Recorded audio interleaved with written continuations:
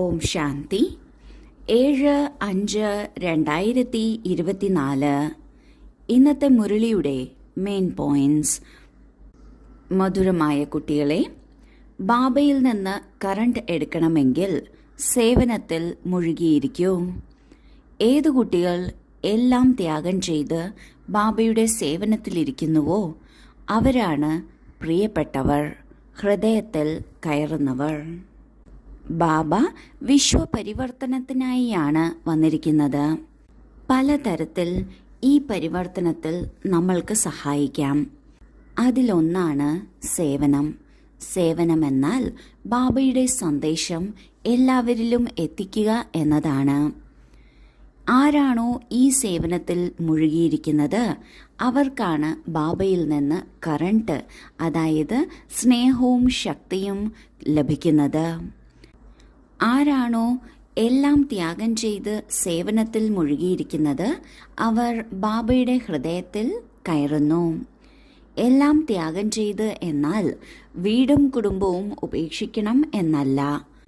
അവയെല്ലാം പരിപാലിച്ചുകൊണ്ടും അനാവശ്യ കാര്യങ്ങളിൽ ചിലവഴിക്കുന്ന സമയം സ്വരൂപിച്ച് സേവനത്തിൽ ഉപയോഗിക്കുന്നതിലൂടെ ബാബയ്ക്കത് വളരെ പ്രിയപ്പെട്ടവരായി മാറുന്നു. ചോദ്യം: കുട്ടികൾക്ക് സ്ഥിരമായ സന്തോഷം എന്തുകൊണ്ട് ഉണ്ടാകുന്നില്ല? മുഖ്യ കാരണം എന്താണ്? ഉത്തരം: ഓർമ്മയുടെ സമയത്ത് ബുദ്ധി അലഞ്ഞു തിരിയുന്നു. സ്ഥിര ബുദ്ധി ആകാത്തത് കാരണം സന്തോഷത്തിൽ ഇരിക്കാൻ സാധിക്കുന്നില്ല. മായയുടെ കൊടുങ്കാറ്റ് ദീപങ്ങളെ ബുദ്ധിമുട്ടിക്കുന്നു. എപ്പോൾ വരെ കർമ്മം അകർമ്മമാകുന്നില്ലയോ അപ്പോൾ വരെ സന്തോഷം സ്ഥിരമായിരിക്കുക സാധ്യമല്ല. ഇതിനാൽ കുട്ടികൾ ഈ ഒരു പരിശ്രമം ചെയ്യണം. ബാബ പറഞ്ഞു തരുന്നു എന്തുകൊണ്ടാണ് പല കുട്ടികൾക്കും സന്തോഷം സ്ഥിരമായി ഇല്ലാത്തത്. സന്തോഷം സ്ഥിരമായിട്ടില്ലാത്തതിന് കാരണം ബുദ്ധി അലഞ്ഞു തിരിയുന്നതാണ്. ബാബയുടെ ഓർമ്മയിൽ ഇരിക്കുമ്പോഴും ബുദ്ധി അവിടെയും ഇവിടെയും പോകുന്നു എങ്കിൽ ഒരിക്കലും സന്തോഷമുണ്ടാകില്ല. കാരണം ബുദ്ധി ബാബയിൽ സ്ഥിരമായിരിക്കുമ്പോഴാണ് ശക്തി ലഭിക്കുന്നത്, സ്നേഹം ലഭിക്കുന്നത്. അതിലൂടെയാണ് നാം നമ്മുടെ മനസ്സിനെയും ബുദ്ധിയെയും ശക്തമാക്കി വെക്കുന്നത്. എപ്പോൾ വരെ നമ്മൾ ആത്മാക്കൾ നമ്മളുടെ കർമ്മേന്ദ്രിയങ്ങളുടെ മേൽ മാസ്റ്റർ ആകുന്നില്ലയോ, അധികാരി ആകുന്നില്ലയോ, അപ്പോൾ വരെ മായയുടെ കൊടുങ്കാറ്റ്, അതായത് നമ്മളുടെ ഉള്ളിൽ തന്നെ ഉള്ള കുറവുകളുടെയും കുറ്റങ്ങളുടെയും ഫോഴ്സ് നമ്മൾക്ക് ബുദ്ധിമുട്ടുണ്ടാക്കും. അതിനാൽ കർമ്മം അകർമ്മമാകുന്നില്ല, അതായത് കർമാതീത സ്ഥിതി എത്തുന്നില്ല. കർമാതീത സ്ഥിതി എന്നാൽ നമ്മൾ കർമ്മം തീർച്ചയായും ചെയ്യുന്നുണ്ട്, എന്നാൽ അതിൻ്റെ പ്രഭാവത്തിൽ നിന്നും മുക്തരാണ്. അതിനെയാണ് അകർമ്മസ്ഥിതി എന്നും പറയുന്നത്. എപ്പോൾ വരെ ഈ അകർമ്മസ്ഥിതി ഇല്ലയോ അപ്പോൾ വരെ നമ്മൾക്കുള്ള സന്തോഷം സ്ഥിരമായിരിക്കില്ല. അതിനാൽ ബാബ പറയുന്നു, നമ്മൾ കുട്ടികൾ ഈ ഒരു പരിശ്രമമാണ് ഇപ്പോൾ ചെയ്യേണ്ടത്. നമ്മുടെ ലക്ഷ്യമാണ് കർമാതീതമാകുക എന്നത്. ധാരണയ്ക്കുള്ള മുഖ്യസാരം: 1. ഒരു പ്രകാരത്തിലുള്ള ആഗ്രഹവും ഉണ്ടാകരുത്. ആസക്തി തീർക്കണം. ബാബ എന്ത് കഴിപ്പിക്കുന്നുവോ അത് കഴിക്കണം. നിങ്ങൾക്കുള്ള ഡയറക്ഷനാണ് ചോദിക്കുന്നതിലും ഭേദം മരിക്കുന്നതാണ് എന്നത്. 2. ബാബയിൽ നിന്ന് സെർച്ച് ലൈറ്റ് എടുക്കുന്നതിന് ഒരു ബാബയോട് സത്യമായ സ്നേഹമുണ്ടാകണം. ബുദ്ധിയിൽ ലഹരിയുണ്ടായിരിക്കണം. നമ്മൾ കുട്ടികളാണ്, ബാബ പിതാവാണ്. ബാബയുടെ സെർച്ച് ലൈറ്റിലൂടെ നമ്മൾ തമോ പ്രധാനത്തിൽ നിന്ന് സതോ പ്രധാനമാകണം. ആദ്യത്തെ പോയിന്റിൽ ബാബ പറയുന്നു, നമ്മൾ ബാബയുടെ കുട്ടികളാണ്, മനുഷ്യനിൽ നിന്നും ദേവതയാകുകയാണ്, ശ്രേഷ്ഠ സതോപ്രധാന സ്ഥിതിയിലേക്ക് പോവുകയാണ്. അങ്ങനെയുള്ള നമ്മളിൽ ആസക്തി ഒന്നും ഉണ്ടായിരിക്കരുത്. ആഗ്രഹങ്ങൾ ഒന്നും ഉണ്ടാകരുത്. ഒന്നും ആരോടും ചോദിച്ചു മേടിക്കരുത്.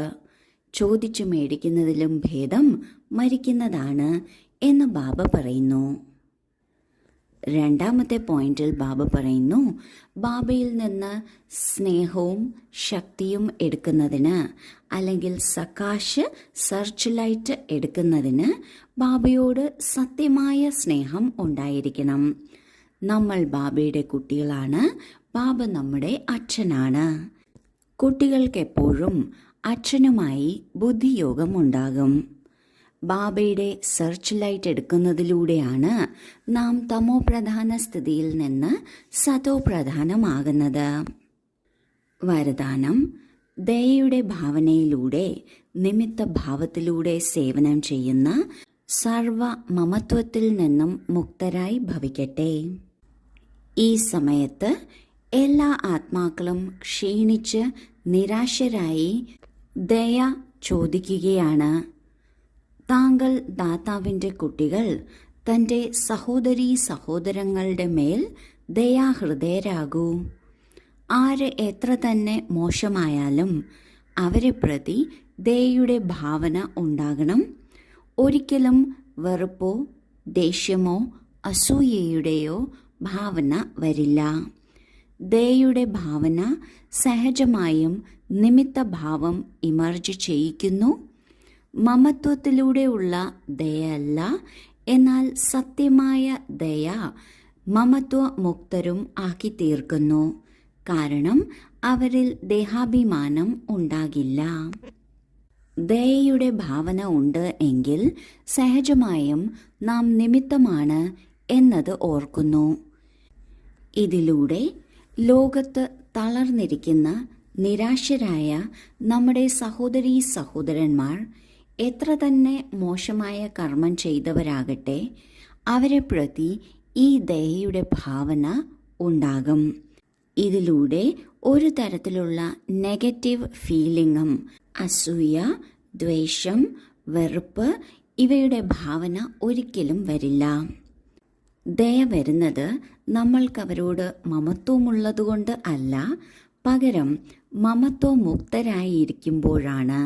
കാരണം ദേഹാഭിമാനം ഉണ്ടാകില്ല. സ്ലോഗൻ: മറ്റുള്ളവർക്ക് സഹയോഗം നൽകുന്നതിലൂടെ സ്വയം തൻ്റെ കണക്കുകൾ ശേഖരിക്കപ്പെടുന്നു. നാം മറ്റുള്ളവർക്ക് സഹയോഗം നൽകുമ്പോൾ അതിലൂടെ സഹയോഗം നൽകി അവരെ സഹായിച്ചു എന്നതിൻ്റെ പേരിൽ നമ്മളുടെ പുണ്യത്തിൻ്റെ കണക്ക് വർദ്ധിക്കുകയാണ്. ഓം ശാന്തി.